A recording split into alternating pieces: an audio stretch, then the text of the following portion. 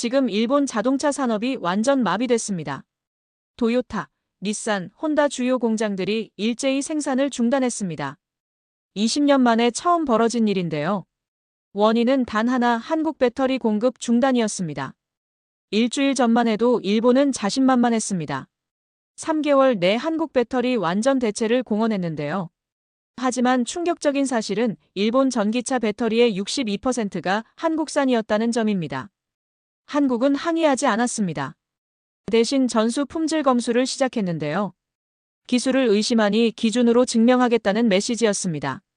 72시간 후 현실이 드러났습니다. 일본 총리가 직접 사과해야 했는데요. 과연 한국은 어떻게 싸우지 않고도 승리할 수 있었을까요? 안녕하세요. 저는 리아 머커입니다. 글로벌 산업 리스크를 다루는 기자로 20년간 일해왔어요.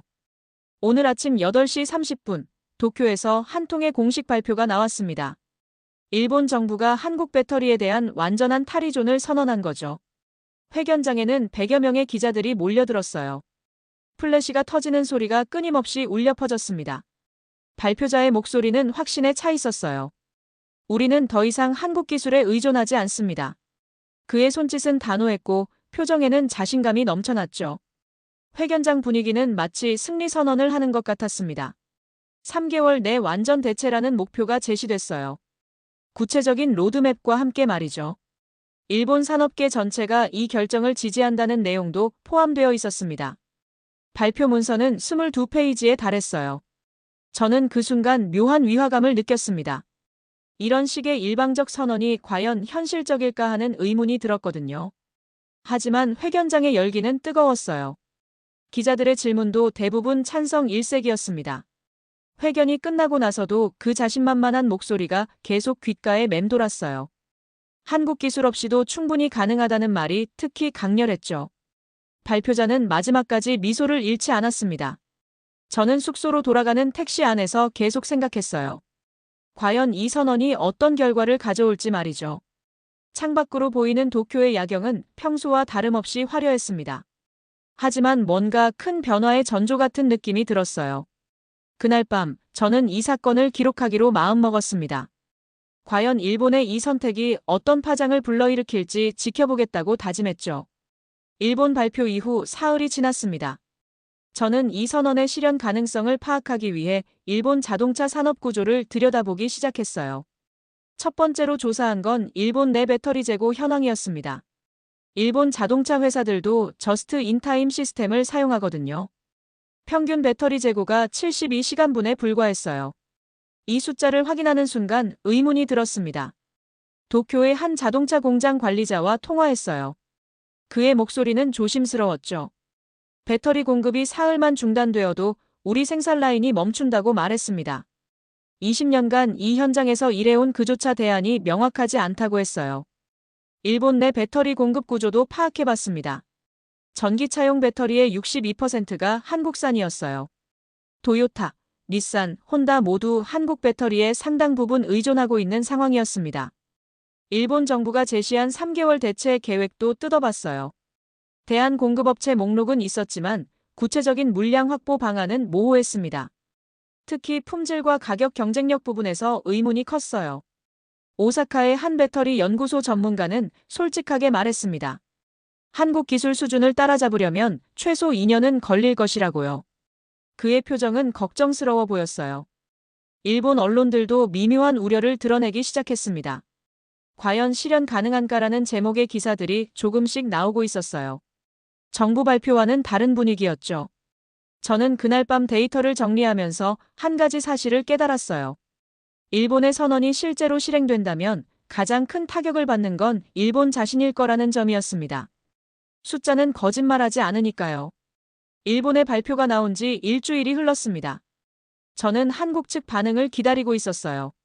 그런데 놀랍게도 한국에서는 아무런 공식 반응이 나오지 않았습니다. 정부 대변인 브리핑에서도 이 문제는 언급되지 않았어요. 산업통상자원부, 외교부 어디서도 성명이 나오지 않았습니다. 한국 배터리 3대 기업도 마찬가지였어요. LG에너지솔루션, SK온, 삼성 SDI 모두 침묵을 지키고 있었습니다. 보통 이런 상황이면 반박 성명이나 해명 자료가 나오기 마련인데 말이죠. 서울의 한 산업 전문 기자와 통화했습니다. 그는 20년간 이 분야를 취재해온 베테랑이었어요. 이렇게 조용한 건 처음 봅니다라고 말하더군요. 그의 목소리에는 의아함이 묻어났습니다. 한국 언론들도 이상하게 차분했어요. 평소라면 일본의 도발이나 무역 보복 같은 자극적인 헤드라인이 나올 법한데 대부분 사실 보도에 그쳤습니다. 감정적인 반응을 자제하는 것 같았어요. 정부 관계자 한 명과 비공식 면담을 했습니다. 그는 특별히 대응할 게 없다고 담담하게 말했어요.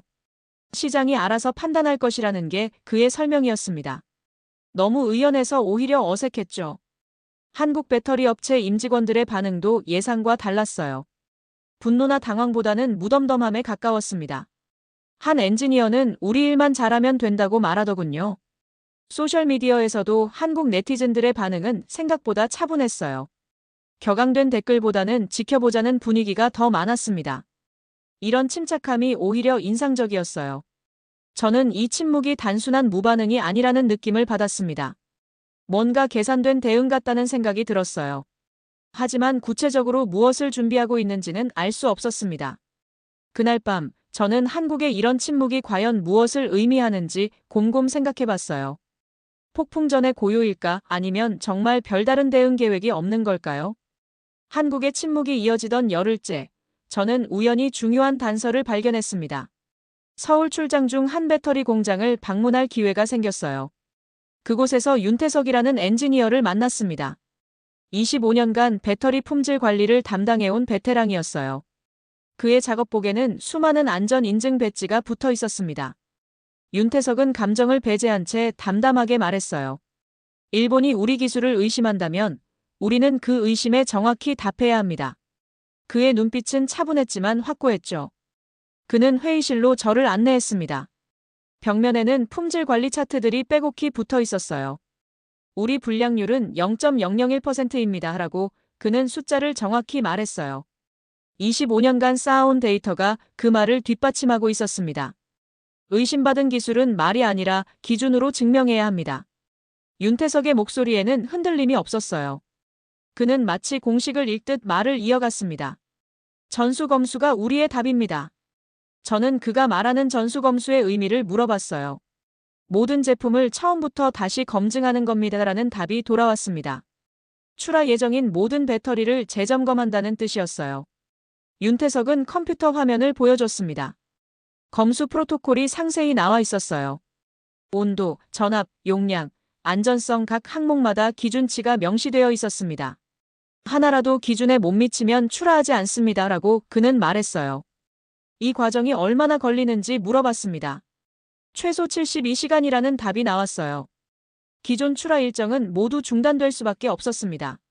하지만 윤태석의 표정에는 망설임이 없었어요. 책임져야 할 일을 책임지는 것뿐입니다. 그의 마지막 말이 인상 깊었어요. 이는 단순한 품질 검수가 아니라 기술에 대한 신념의 표현이었습니다. 공장을 나오면서 저는 깨달았어요. 한국의 침묵에는 이런 준비가 숨어 있었구나 하고 말이죠. 윤태석과의 면담이 끝난 다음 날 아침, 놀라운 소식이 들려왔습니다. 오전 9시 정각, 한국 배터리 3대 기업이 동시에 같은 발표를 했어요. LG에너지솔루션, SK온, 삼성 SDI가 모두 전수 품질 검수를 시작한다고 공지한 거죠. 시간까지 정확히 맞춰진 게 인상적이었습니다. 발표문은 놀랍도록 간결했어요. 품질에 대한 의심이 제기된 만큼 모든 제품을 재검증합니다라는 한 문장이 핵심이었습니다. 감정적인 표현은 전혀 없었어요. 저는 즉시 윤태석에게 연락했습니다. 그의 목소리는 여전히 차분했어요. 우리는 공급을 끄는 게 아니라 확인을 시작했습니다라고 말했습니다. 이 말의 차이가 중요하다는 걸 강조하더군요. 검수 과정을 자세히 물어봤어요. 온도 테스트, 전압 안정성, 용량 측정, 안전성 검증 4단계를 거친다고 했습니다. 각 단계마다 18시간씩 총 72시간이 필요하다고 설명했어요. 한국 언론들의 반응은 여전히 절제되어 있었습니다. 품질 검수 시작이라는 건조한 헤드라인들이 대부분이었어요. 보복이나 대항 같은 자극적인 표현은 찾아보기 어려웠습니다. 일본 측 반응은 달랐어요. 오후 들어 일본 언론들이 긴급 뉴스를 쏟아내기 시작했습니다. 한국 배터리 공급 중단이라는 헤드라인들이 나오고 있었어요. 하지만 정확하지 않은 표현이었죠. 도쿄의 한 자동차 회사 구매 담당자와 통화했습니다. 그의 목소리에는 당황이 묻어났어요. 갑자기 왜 이러는 건지 모르겠다고 말했습니다. 하지만 한국 측에서는 검수 완료 후 정상 공급한다고 분명히 밝혔거든요. 저는 이 상황의 미묘함을 깨달았습니다. 한국은 공급을 거부한 게 아니라 검증을 선택한 거였어요. 기술에 대한 의심에 기술로 답하겠다는 메시지였습니다. 그날 저녁 한국 배터리 공장들의 불빛이 평소보다 늦게까지 켜져 있는 걸 봤어요. 검수가 본격적으로 시작된 거였습니다. 조용하지만 확실한 대응이 시작된 순간이었어요. 한국의 전수 검수가 시작된 지 72시간이 지났습니다. 바로 그 시점에 첫 번째 신호가 왔어요. 오전 11시 도쿄 근교의 한 자동차 공장에서 생산 라인이 멈췄다는 뉴스가 터졌습니다. 배터리 재고가 바닥났기 때문이었어요. 20년 만에 처음 있는 일이라고 보도됐습니다. 저는 즉시 그 공장의 생산 관리자 야마다 씨에게 전화를 걸었어요. 화상통화로 연결된 그의 얼굴에는 피로가 역력했습니다. 재고 관리 시스템을 믿었는데 이런 상황은 예상하지 못했다고 말했어요. 30년간 이 일을 해온 그도 당황하고 있었습니다. 화상통화 뒤로 보이는 공장 내부는 평소와 달리 한산했어요. 멈춰선 컨베이어 벨트가 상황의 심각성을 보여주고 있었습니다. 야마다 씨는 부품 운송 트럭들도 오지 않고 있다고 덧붙였어요. 오후 들어 상황은 더욱 심각해졌습니다. 일본 언론들이 연달아 속보를 내보냈어요. 오사카와 나고야의 다른 공장들도 연쇄적으로 생산 중단에 들어갔다는 소식이었습니다. 저스트 인타임 시스템의 취약점이 그대로 드러난 순간이었어요. 일본 자동차 공업협회의 긴급회의 소식도 들려왔습니다. 하지만 뾰족한 대안은 나오지 않았다고 보도됐어요. 대체 공급업체들은 모두 최소 한 달 이상의 준비 기간이 필요하다고 답했다는 내용이었습니다. 오사카 공장의 한 작업자와도 전화로 이야기했어요. 기계는 멈췄지만 월급은 나올까라며 걱정스러워했습니다. 또 다른 직원은 한국 배터리가 이렇게 중요한 줄 몰랐다고 솔직하게 말했어요. 일본 증권시장 상황도 실시간으로 확인했습니다. 주요 자동차 회사들의 주가가 일제히 하락하기 시작했어요. 시장이 상황의 심각성을 인식하기 시작한 거였죠. 일본 정부 관계자들은 여전히 일시적 현상이라며 진정시키려 했습니다. 하지만 현실은 그들의 예상과 달랐어요. 저녁 뉴스에서 한 전문가가 말했습니다. 문제는 배터리가 아니라 기준이었습니다. 저는 서울 숙소에서 그날의 취재 내용을 정리하면서 생각했습니다. 숫자는 정말 거짓말하지 않는구나 하고 말이죠. 72시간이라는 시간이 현실이 되어 나타난 순간이었어요. 일본 자동차 산업의 마비가 이틀째 계속되던 오후, 극적인 반전이 일어났습니다. 오후 3시, 일본 총리와 경제산업대신이 긴급 기자회견을 소집했다는 속보가 터졌어요. 저는 서울에서 실시간 중계를 지켜봤습니다. 기자회견장 분위기는 일주일 전과 완전히 달랐어요. 총리의 표정은 굳어 있었습니다. 그는 원고를 보며 천천히 말을 시작했어요. 한국 배터리 기업들에 대한 우리의 발언이 부적절했음을 인정합니다. 목소리에는 이전의 자신감이 사라져 있었죠. 경제산업 대신이 이어서 발언했습니다. 기술을 가볍게 판단한 것이 우리의 실수였습니다라고 말했어요. 일주일 전 3개월 내 완전 대체라고 호언장담했던 그 입에서 나온 말이었습니다. 기자회견은 예상보다 길어졌어요. 기자들의 질문이 쏟아졌고 일본 정부는 계속해서 사과를 반복했습니다. 공급망의 복잡성을 과소평가했다는 인정도 나왔어요. 저는 즉시 도쿄의 여러 관계자들에게 연락을 취했습니다. 한 정부 관계자는 이틀간 계속된 생산 중단으로 손실이 눈덩이처럼 불어났다고 토로했어요. 그의 목소리에는 절박함이 묻어났습니다. 자동차 회사 임원들의 반응도 즉각 나왔어요. 도요타의 한 이사는 빠른 정상화가 필요하다며 한국 측과의 협상 재개를 촉구했습니다. 혼다와 닛산도 비슷한 입장을 발표했어요. 일본 언론들의 논조도 급격히 바뀌었습니다. 현실을 직시해야 한다는 사설들이 연달아 나왔어요. 며칠 전까지 정부 정책을 지지했던 매체들조차 비판적 기조로 돌아섰습니다. 저는 윤태석 엔지니어에게도 연락했어요. 그는 여전히 차분했습니다. 사과를 받았지만 검수는 완료해야 합니다라고 말했어요. 기준은 감정과 상관없으니까요라고 덧붙이더군요. 그날 저녁 일본 증시는 소폭 반등했습니다. 시장이 사태 해결 가능성을 긍정적으로 본 것 같았어요. 하지만 여전히 한국의 검수 완료를 기다려야 하는 상황이었습니다. 저는 이 급변하는 상황을 정리하면서 놀라웠어요. 불과 이틀 만에 완전히 뒤바뀐 일본의 입장 변화가 말이죠. 기술과 현실 앞에서는 정치적 수사가 무력하다는 걸 보여주는 사례였습니다. 일본의 공식 사과가 있은 지 하루 후 한국에서 마지막 소식이 전해졌습니다. 오전 10시 정각 한국 배터리 3대 기업이 동시에 발표했어요. 전수 품질 검수가 완료되었습니다라는 간단한 공지였습니다. 검수 결과도 함께 공개됐어요. 불량률 0.001%, 모든 제품이 기준을 통과했습니다. 저는 즉시 윤태석에게 연락했어요. 그는 예상대로였습니다라고 담담하게 말했습니다. 우리 기술에 문제가 있었다면 25년간 이 일을 하지 못했겠죠 라고 덧붙였어요. 놀라운 건 그 다음이었습니다. 한국 측은 어떤 조건도 내걸지 않고 즉시 정상 공급을 재개한다고 발표했어요. 추가 사과 요구도 보상 요구도 없었습니다. 기술은 존중받을 때 가장 안정적으로 작동합니다라는 메시지만 남겼어요. 일본 측 반응은 즉각적이었습니다. 도요타, 닛산, 혼다 모든 회사가 신속한 정상화에 감사하다는 성명을 발표했어요. 공장들도 그날 오후부터 가동을 재개했습니다. 저는 도쿄의 야마다 생산관리자와 다시 통화했어요. 그의 목소리는 한결 밝아져 있었습니다. 다시는 공급망을 당연하게 여기지 않겠다고 말했어요. 한국 기술의 가치를 제대로 알게 됐다는 고백도 나왔습니다. 한국 언론들의 보도는 여전히 절제되어 있었어요. 정상 공급 재개라는 건조한 헤드라인들이 대부분이었습니다. 승리를 자축하거나 과시하는 내용은 찾아볼 수 없었어요. 일본 내 분위기도 빠르게 안정을 찾아갔습니다. 증시는 상승 마감했고 언론들은 위기 극복을 강조했어요. 하지만 이번 사태로 드러난 교훈들에 대한 성찰도 많이 나왔습니다. 저는 서울에서 이 모든 과정을 지켜보며 깨달았어요.